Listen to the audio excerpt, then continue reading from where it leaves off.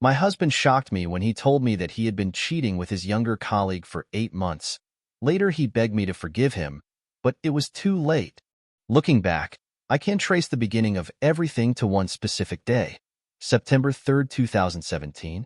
It was the day I met Ryan, and at the time, I had no idea that this seemingly normal encounter would set off a chain of events that would reshape my life in ways I couldn't even begin to fathom. I had just turned 28, was single, and working as a marketing manager in downtown Chicago. I was at one of those after-work networking events, the kind you attend because you feel like you have to, but you end up spending the entire time wishing you were anywhere else. But that night, Ryan stood out from the crowd. He was charming, funny, and most of all, he made me feel like I was the only person in the room. Fast forward to March 10th, 2018. By this point, we had been dating for 6 months, and I was head over heels in love with him. He had that effect on people. He was magnetic, the kind of person who could command attention without even trying. He worked in tech, managing accounts for a rising company, and he seemed to have it all figured out. He talked about his ambitions, his plans to start his own business one day, and I was so captivated by the dream he was selling that I never once stopped to question the reality beneath the surface.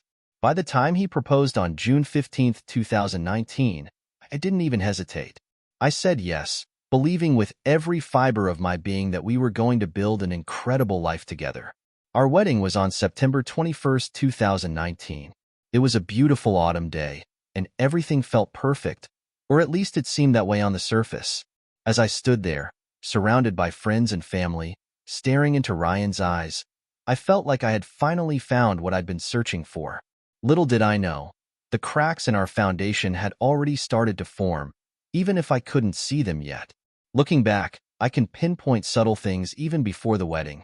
Strange phone calls, late nights at the office, but at the time, I dismissed them as normal parts of life. I trusted him completely, and that blind faith would eventually come back to haunt me. Things started to unravel just a few months into our marriage.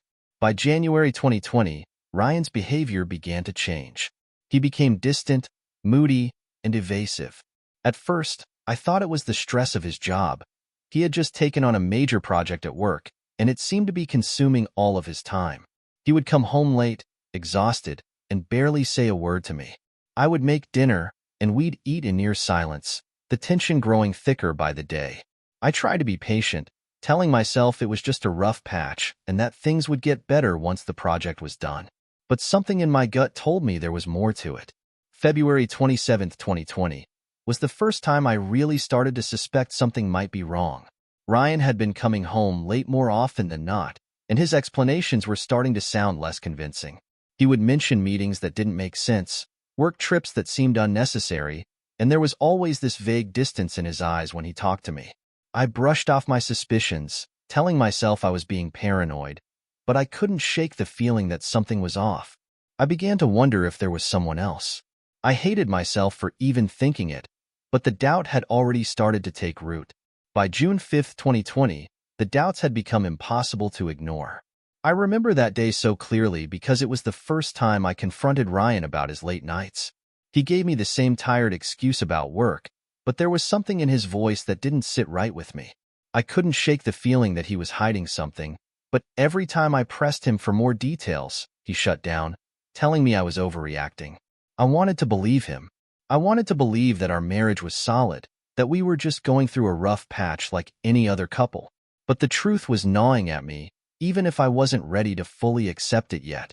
July 20th, 2020, was the day everything changed.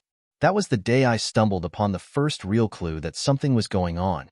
Ryan had left his phone on the kitchen counter while he was in the shower, and a text popped up from someone named Melanie. I had never heard of a Melanie before, at least not in the context of Ryan's life, and the message itself was innocuous enough. Something about confirming plans for later that week. But the familiarity of the tone, the way it was worded, immediately set off alarm bells in my mind. I wanted to ignore it, to pretend like I hadn't seen anything, but I couldn't. My hands were shaking as I scrolled through their conversation, and what I found confirmed all my worst fears. They had been seeing each other for months. My world came crashing down that day. I didn't confront Ryan immediately. Instead, I spent the next few weeks in a haze of disbelief, trying to make sense of what I had found. I kept replaying every moment of our relationship in my head, searching for signs that I had missed. How long had this been going on? How could he have done this to me? I tried to rationalize his actions, telling myself that maybe it was just a one-time thing, a mistake he regretted. But deep down, I knew the truth. This wasn't a one-time thing. It wasn't a mistake. He had been lying to me for months. By August 2020, I couldn't take it anymore. I confronted Ryan, and he admitted everything. He had been seeing Melanie for nearly 8 months, and he wasn't sorry. In fact, he had been planning to leave me for her. That's when it hit me. I had been nothing more than a stepping stone for him, a placeholder until something better came along. He didn't love me. He never had. The man I had built my life around had been living a double life, and I had been too blind to see it. September 15th, 2020, was the day he moved out. We hadn't even reached our second wedding anniversary, and already, our marriage was over. He packed his bags and left without a second thought, moving in with Melanie as if our life together had meant nothing. I was devastated, but at the same time, there was a strange sense of relief. The truth was out, and I didn't have to pretend anymore. The man I thought I loved was gone, and in his place was a stranger. The next few months were a blur of legal proceedings and emotional upheaval. The divorce was finalized on December 10th, 2020, just before the holidays. It was the hardest thing I had ever gone through, but at least I had the support of my friends and family. They rallied around me, helping me pick up the pieces of my life and reminding me that I was better off without him. Still, the betrayal stung. I had trusted Ryan completely, and he had shattered that trust in the worst possible way.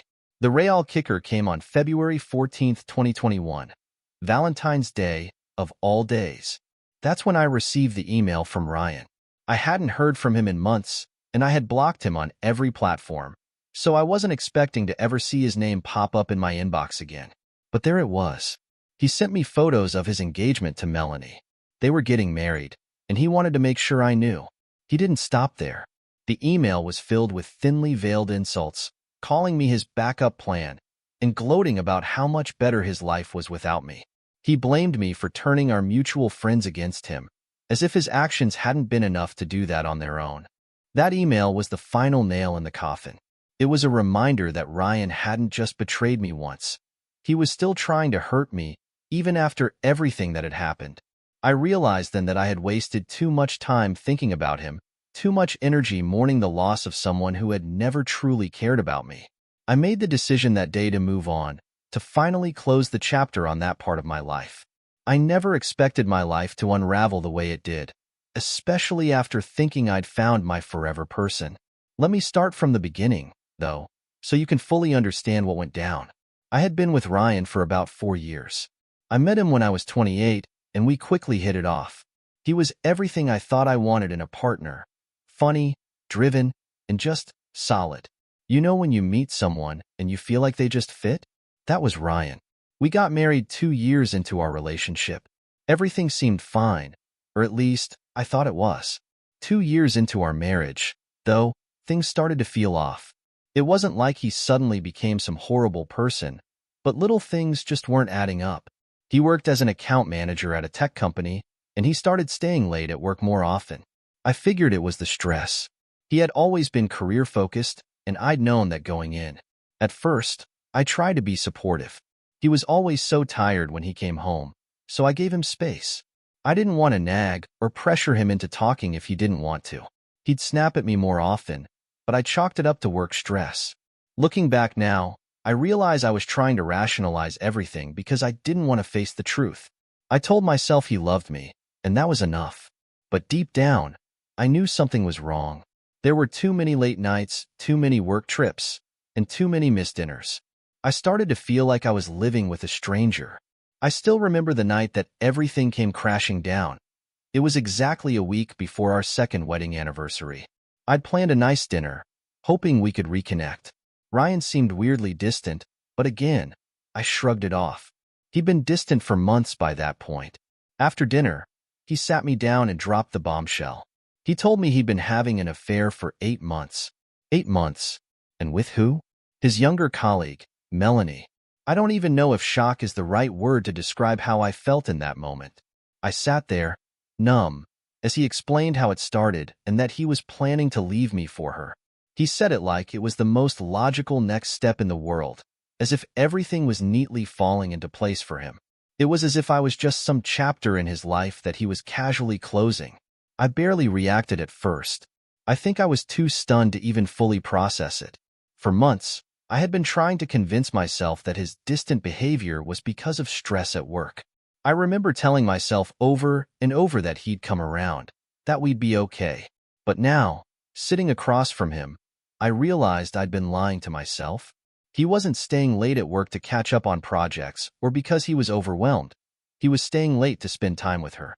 All those nights I waited up for him, the times I tried to be understanding, to give him space. It was all for nothing. He had already checked out of our marriage months ago. I told him to leave that night. I couldn't even look at him. He didn't argue. He just packed a bag and left. Just like that, it was over. It felt surreal, like I was watching someone else's life fall apart, not my own. He moved in with her the next day. I guess he had it all figured out. I didn't know what to do with myself. It was as if the ground had been pulled out from under me. I couldn't believe the person I had trusted the most had betrayed me like that. The divorce that followed was brutal. Not just because of the legal process, though that was hard too, but the emotional toll? That's what really got me. Ryan knew I had been cheated on in the past. He knew how much it had messed me up, how long it had taken me to trust someone again. And yet, he did it anyway. It felt like the ultimate betrayal. I couldn't wrap my head around how someone who claimed to love me could do something so cold. But somehow, I got through it. I kept my house, my car, and walked away with a decent settlement. On paper, it looked like I came out on top, but emotionally, I was wrecked. After the divorce, I made a conscious decision to block him on everything. I didn't want to see his face, hear about him, or know anything about his new life with Melanie. I told my friends not to bring him up, and I focused on trying to rebuild my life. At first, it was incredibly hard. There were days when I didn't want to get out of bed, and nights when I'd replay our entire relationship in my head, wondering where it all went wrong. But eventually, the pain started to dull. I threw myself into work, picked up new hobbies, and slowly began to feel like myself again. For a while, I thought I was doing okay. I wasn't happy yet, but I was getting there. And then, out of nowhere, on what would have been our wedding anniversary, I got an email from him. At first, I thought it was a mistake or maybe something related to the divorce paperwork. I hesitated for a moment before opening it. What I found completely floored me. It was an email filled with photos of him and Melanie. Engagement photos, no less. They had just gotten engaged, and Ryan, in all his twisted wisdom, thought it was appropriate to share that news with me. He didn't stop there. The email was filled with jabs at me, calling me his backup plan, saying how relieved he was that our marriage was over. He even accused me of turning our mutual friends against him. The sheer audacity of it all made me sick to my stomach. Here was this man, who had already ripped my heart out, trying to hurt me even more. I couldn't believe how low he had sunk. It was like he got some kind of sick pleasure out of rubbing his new life in my face. I sat there, staring at the screen, overwhelmed by a mix of emotions. Anger, sadness, disgust. It all hit me at once. How could someone I once loved become so cruel? The worst part wasn't even the engagement photos or his insults.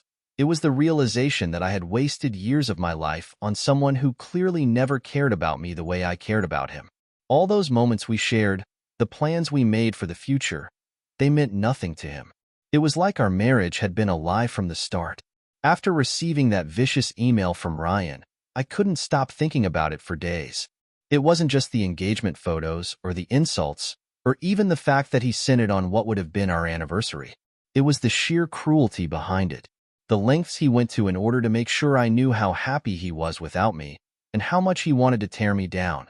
But if he thought I was going to crumble, he was wrong. I wasn't the same person I was when he walked out the door, and I certainly wasn't going to let him continue to hurt me from a distance. The thing is, when Ryan first cheated on me and everything came out, I told some of our mutual friends. I didn't do it to turn anyone against him, like he later accused me of in his email. I did it because I needed support. I needed my friends to know what I was going through and why I wasn't showing up to gatherings or answering calls. Most of them sided with me without hesitation. I hadn't tried to manipulate anyone's feelings. They could see for themselves the type of person Ryan had become. They were disgusted that he had not only cheated but had done so for nearly a year behind my back. The deception, the coldness, it was too much for them to forgive.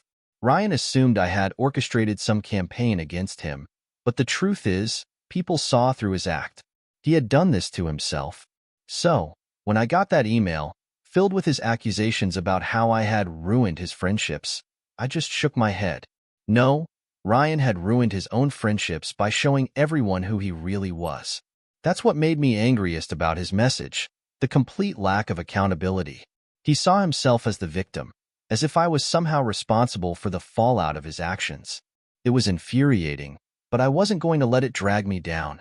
I refused to reply. He didn't deserve any more of my energy. But there was something in that email that caught my attention.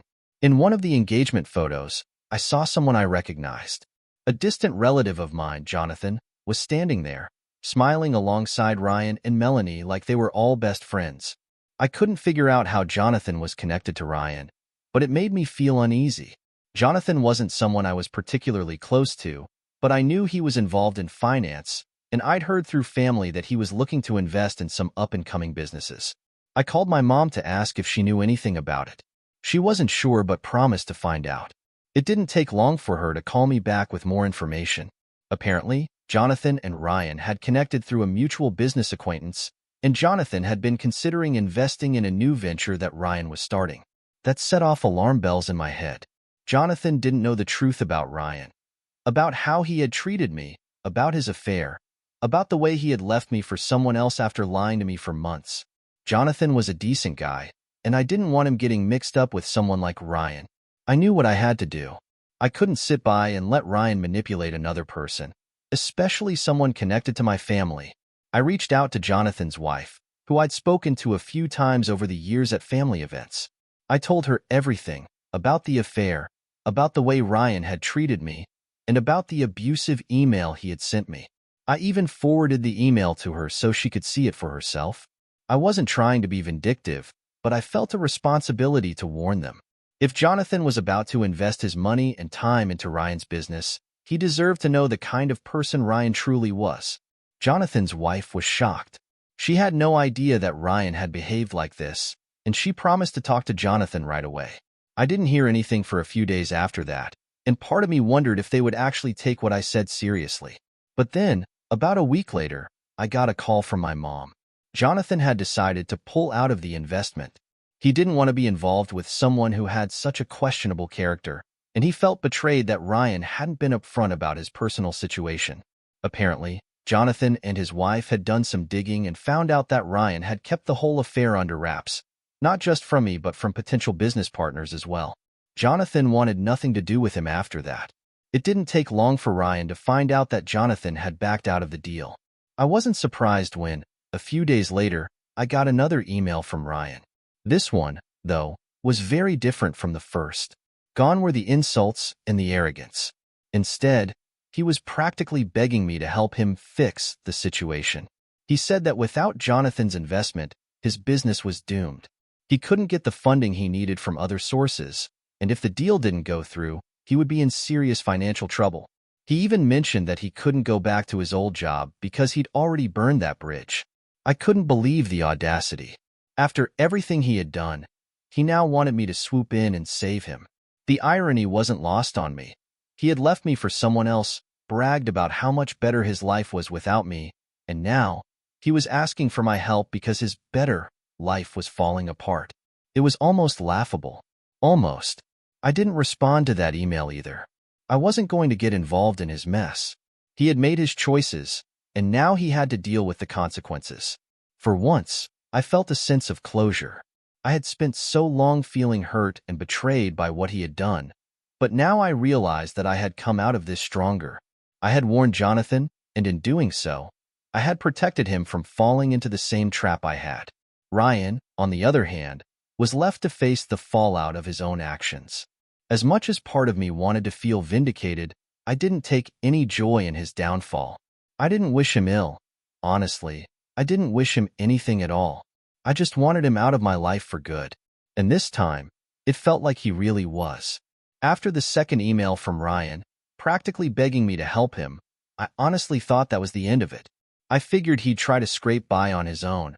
Or maybe he'd finally accept that the mess he was in was his own doing. But Ryan had always been persistent, and he clearly wasn't ready to give up. A few days after that last email, another one popped up in my inbox. I hesitated before opening it, already bracing myself for whatever new tactic he was going to try. This time, Ryan wasn't just pleading, he was offering something. He proposed that if I helped him get Jonathan back on board with the investment, he would make me a partner in his business. That was his big idea. He thought I'd be tempted by the prospect of becoming a business partner, as if money or power was what I was after. It was absurd. I couldn't believe he even had the nerve to suggest it after everything he had done. Here was a man who had lied to me, betrayed me, and tried to tear me down. And now he wanted me to swoop in and save him? And for what? A seat at the table of his crumbling empire? At first, I was almost amused by the offer. The thought that he thought I'd even consider it was laughable. For a brief moment, I felt a sense of satisfaction. He was clearly desperate, and I couldn't help but feel like the tables had truly turned. This was a man who had walked out on me without a second thought, who had bragged about how much better his life was with Melanie, and now he was coming to me for help. It was ironic in the most twisted way possible. But as the days went by, that initial rush of satisfaction started to fade. I found myself thinking about it more and more, and not in a good way. I couldn't shake the feeling that I had somehow played a role in his downfall. Even though I knew it wasn't true, part of me started to feel guilty. Was I the reason he was struggling now? Had I ruined his career by telling Jonathan the truth? Maybe I had gone too far by involving his potential investor. After all, what was done, right? Shouldn't I have just let him live with his own decisions, without interfering? These thoughts started to weigh on me. I couldn't help but wonder if I had overstepped, if my actions had made me no better than him. It wasn't a comfortable feeling, and it lingered in the back of my mind, gnawing at me when I least expected it. I knew I hadn't meant to ruin his life, but had I? Had I taken things too far out of anger and hurt? It was hard not to question myself when he kept reaching out, blaming me for everything. Thankfully, I wasn't alone in dealing with these emotions. My friends and family had been by my side since the beginning, and they weren't about to let me spiral into self-doubt. I remember telling my mom about the latest email, about how Ryan had offered me a partnership, and how I felt conflicted about everything. She didn't mince words. She reminded me that I had every right to defend myself. Ryan had made his choices, and I wasn't responsible for the fallout of those decisions. My friends echoed the same sentiment. They told me I had done nothing wrong, that I had simply told the truth. If the truth had cost Ryan his investor, then that was on him, not me. They reassured me that I wasn't the villain in this story, even if Ryan was trying to paint me as one. That helped. It reminded me that I had spent far too long making excuses for Ryan, for his behavior, for the way he treated me. I wasn't going to start doing that again just because things weren't going his way. He was the one who had made the decision to cheat, to lie, to start a business without being honest with his potential partners. All I had done was shine a light on the truth. If he couldn't handle that, it wasn't my responsibility to fix it. The more I thought about it, the more I realized how out of line his relationship with Melanie had been from the start. I mean, the age difference wasn't the issue. It wasn't that she was younger than him, though the gap was noticeable. It was the power dynamic. She was his subordinate at work, someone who looked up to him professionally. He had used his position to start a relationship with her, and that had always rubbed me the wrong way. I didn't bring it up to anyone at the time because I didn't want to seem bitter or petty.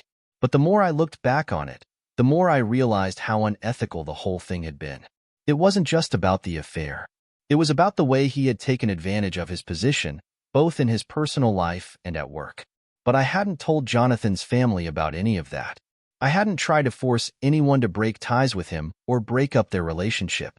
I had simply told the truth about how he had treated me, and they made their own decisions based on that. Jonathan had decided to disinvest because he didn't trust Ryan anymore, not because I had asked him to. And if that truth had damaged Ryan's chances at success, well, that wasn't on me. So, I decided to respond to Ryan's email. Not because I wanted to reopen any doors with him, but because I wanted to make it clear, once and for all, where I stood. I wrote back and told him I wasn't interested in his offer, that I had no desire to be a partner in his business. I explained that I had no influence over Jonathan's decision, and even if I did, I wouldn't use it to help him. I told him that Jonathan had pulled out because he had learned the truth about who Ryan was, and no amount of negotiation or persuasion was going to change that. I also took the opportunity to tell Ryan something I had been holding back for a long time. I told him that his problems weren't my fault, or Jonathan's fault, or anyone else's fault. They were the result of his own actions and decisions. He was the one who had chosen to lie and cheat. He was the one who had made poor choices in his business dealings. If he was struggling now, it was because of the path he had chosen, not because of anything I had done. And if he really believed he had won in life, as he had so smugly written in that first email, then why was he so desperate to prove it to me? People who have truly won don't need to send emails bragging about it to the people they've left behind. I ended the letter by wishing him well, not because I particularly cared about what happened to him, but because I was ready to close the door on this chapter of my life. I didn't need to hold on to the anger or the pain anymore. I had moved on, and I was done letting him drag me back into the past. After I sent the email, I blocked him on everything: email, phone, social media. I didn't want to hear from him again, and I was confident that I wouldn't. There was nothing left for him to say, and nothing more I needed to hear. That was the final closure I needed. For so long, I had felt like there was some unfinished business between us, like I needed to confront him one last time. But in reality, the only person I needed to confront was myself. I had spent years doubting my worth, questioning whether I had done enough or been enough for him. But now, I knew the truth. I was enough. I had always been enough. And the only person who had failed in this relationship was Ryan. It wasn't easy to get to that point. There were days when I still felt the sting of his betrayal, and moments when I wondered how things might have been different. But those moments were fewer and farther between. And each time they came, I reminded myself that I had walked away stronger, wiser, and more in control of my own life than ever before. Ryan was just a chapter in my story, and now that chapter was closed. I had a whole new life ahead of me, and I wasn't going to waste another second looking back. After all the drama with Ryan and the emails back and forth, I thought I could finally put everything behind me. But life has a funny way of throwing new curveballs when you least expect them. Shortly after I sent that final email to Ryan, I reached out to Jonathan and thanked him for pulling out of the investment. It wasn't just a polite thank you. I really meant it. He didn't have to believe me when I told him about Ryan's past, but he did. And that, in turn, saved him from what could have been a huge financial disaster. Jonathan responded in the most gracious way. He emphasized that family was important and that he trusted my judgment. He said he wouldn't have been able to live with himself if he had moved forward with the investment after knowing what kind of person Ryan really was. He didn't blame me for anything, and he reassured me that standing up for myself was the right thing to do. His words meant a lot to me. It felt like a weight had been lifted off my shoulders, knowing that someone in my family had my back. It was a rare moment of clarity amidst the chaos of the last few months, and it helped me move forward. But, of course, things didn't stay calm for long. I started hearing from some of our mutual friends again, the ones I had kept at a bit of a distance during the divorce. They told me that Ryan had been trying to manipulate them, spinning this narrative that I was to blame for everything. He claimed that I had driven him to cheat, that I had sabotaged his business relationships, and that I had always been cold and distant in our marriage. The usual crap you hear from people who refuse to take responsibility for their actions. What was almost comical was that no one believed him. Not a single person. I had been worried, during the divorce, that some people would take his side, especially since I hadn't aired out all the dirty laundry publicly. I never felt the need to explain the entire affair to everyone, because, frankly, it was exhausting to relive. But when I heard that Ryan was out there, actively trying to make me look like the villain, I realized that most people already knew what kind of person he was. His attempts to turn our friends against me had backfired. They saw through his lies and manipulation. It was such a relief to know that I wasn't crazy, that others had seen the cracks in his facade too. And honestly, it was satisfying to know that despite his best efforts, Ryan was losing not only his business, but also the trust of the people around him. Just when I thought things couldn't get more surreal, I got an unexpected knock on my door one afternoon. I opened it to find Nikki standing there. For a second, I thought I was seeing things. I hadn't expected to ever see her in person, let alone at my front door.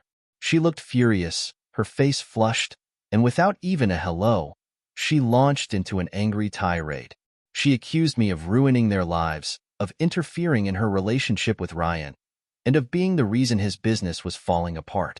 I could hardly get a word in edgewise. She was convinced that I was some sort of villain, hell-bent on destroying her future with Ryan. It was almost laughable, but at the same time, I could see how much she believed her own version of events. I let her go on for a bit before I finally interrupted her. I told her to hold on a second, that there was something she needed to see. I went inside, pulled up the email Ryan had sent me, the one where he was begging me to help him and offering me a business partnership. I brought my phone out and handed it to her. I could see the color drain from her face as she read his words. The look of betrayal was clear. She hadn't known about this email, or about how Ryan was trying to get me involved again. I could see her mind working, processing all the lies Ryan had probably fed her about me and our marriage. When she handed my phone back to me, she didn't say much. She just mumbled something about needing to leave and quickly walked away. I figured that would be the last I heard from her, but of course, I was wrong. A few days later, I received a venomous email from Nikki. She had clearly had time to stew over everything, and she came to the conclusion that I was still the bad guy. She called me every name under the sun, accusing me of being a horrible person, and went so far as to blame me for all of Ryan's failures, both in life and in business. The email was filled with rage, and honestly, I just felt sad for her at that point. She was clearly trapped in the same web of lies that I had been caught in for years. I wasn't going to let her get away with that, though. I replied calmly, setting some clear boundaries. I told her that if she or Ryan continued to harass me, I would have no problem going public with the entire situation.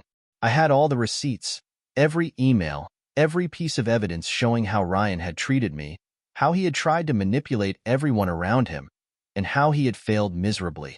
I didn't want to go there, but I made it clear that I wasn't afraid to if they kept pushing. I think that shut her up for good, because I never heard from her again after that. Then, about a month later, I got the news that Ryan and Nikki had called off their engagement. I wasn't shocked. In fact, I had seen it coming from a mile away.